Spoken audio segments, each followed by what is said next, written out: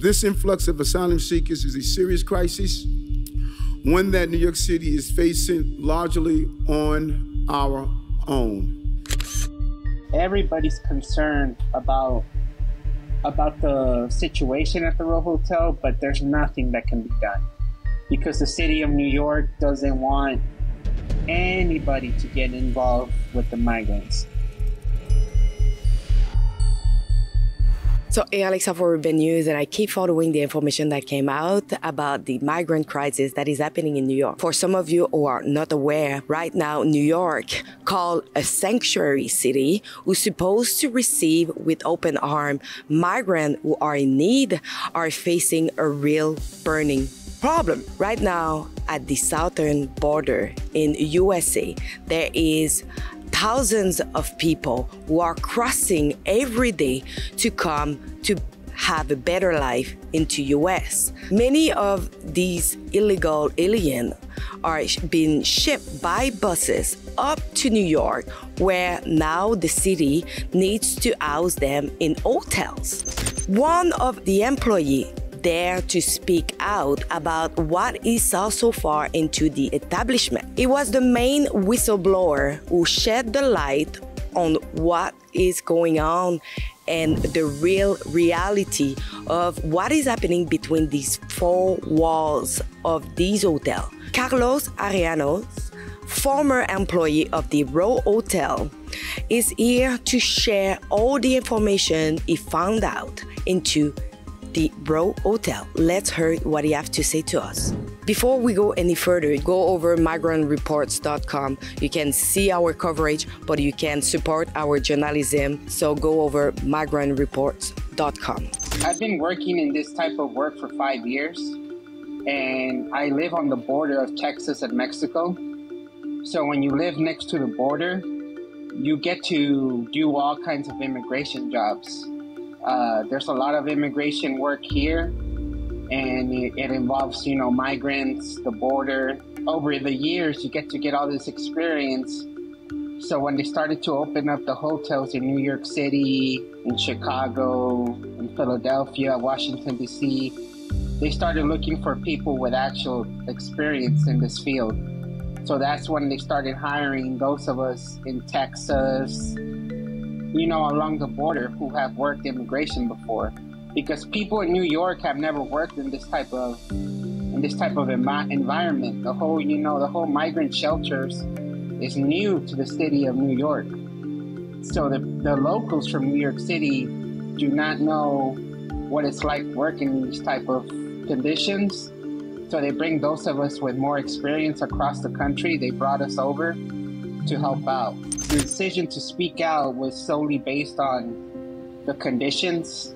It started turning violent, safety concerns, and it would range from the migrants to management, So my bosses are okay with accepting millions and millions and millions from these contract renewals, but they would only show up about 4 to 5 days, and then they would go back to their home state to deal with the craziness that is the ROW Hotel.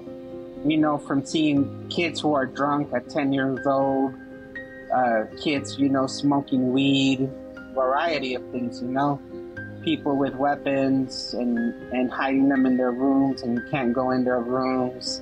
The most concerning situation is that hotel has been destroyed to the point where I myself sat in meetings with other people where it was discussed multiple times that the infrastructure in that hotel is about to collapse because of how badly the hotel's being treated. But that's what every room looks like in that hotel, all of them. And it's not that they're bad people, it's that the way that everything is being handed to them, and any little thing you can think of, it's handed to these people. And these people, who wouldn't love to be given free stuff? This hotel, not only are things trash, but the violence in these hotels. Say you were my wife, and if I decided to beat you in that hotel, if I decided to hurt you, they would kick me out, but they would send me in an Uber to a processing center where I would just get rebooked to a single men's hotel. So breaking the law, hurting somebody, doesn't get you in trouble. It gets you a new hotel. So what the United States government does is they give the money to government contractors. So they give it to a third party, and the third party will pay for the flights, for the buses, for the Ubers. They pay for everything.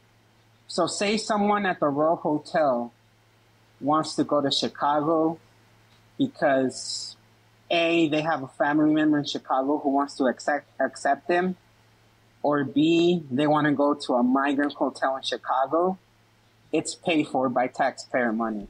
How long a family or the people can live in that room? What is the amount of time that they have to stay there? They have no time. If they want to stay there, as long as they want, they get to stay there. And if you ask the migrants, if you ask any of them, they expect the hotel to remain open. They're not expecting to leave. Most of the time, nobody checks the children's stuff because they're children. So the parents will buy the alcohol and they'll hide it under the baby stroller or under a baby. They will literally hide drugs or alcohol right under a baby or behind the baby. You'll find little bags of drugs inside a baby's shoe. So they have all day to go find whatever it is they want, whether it be drugs, whether it be alcohol. They go out and look for these things, and they come back with them, and they find a way to sneak them in there. I mean, could you imagine, on my shift, it was 200 of us. 200 of us trying to take care of 5,000 people. It's impossible. Everybody's concerned about the situation at the ROW Hotel, but there's nothing that can be done because the city of New York doesn't want anybody to get involved with the migrants regarding their privacy. Don't offend them, don't risk offending them. The government likes to say, we don't have the money, and where there's no money for us to do this, to do that. But when it comes to the migrant situation, it appears that they have the money and they want to print as much money as they want regarding this situation.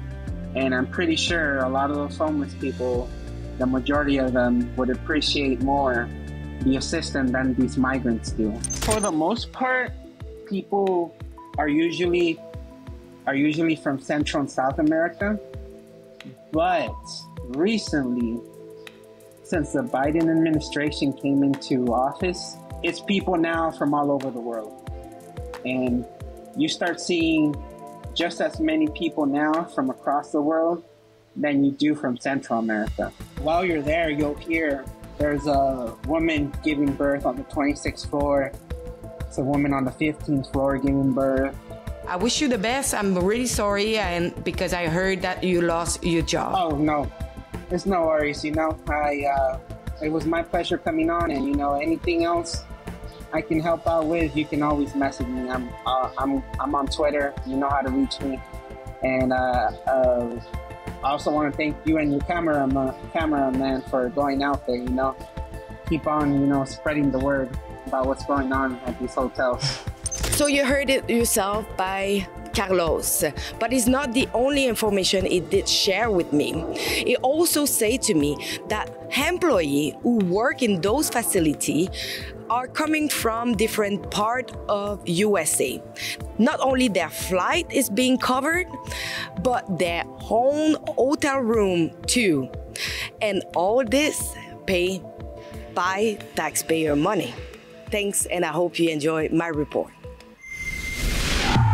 So if you think that Urban News needed to be there to report on the other side of the story, please consider it to help our journalism and offset our travel costs when we went to New York at migrantreports.com. Donate generously now so we can continue to show you other reports like this.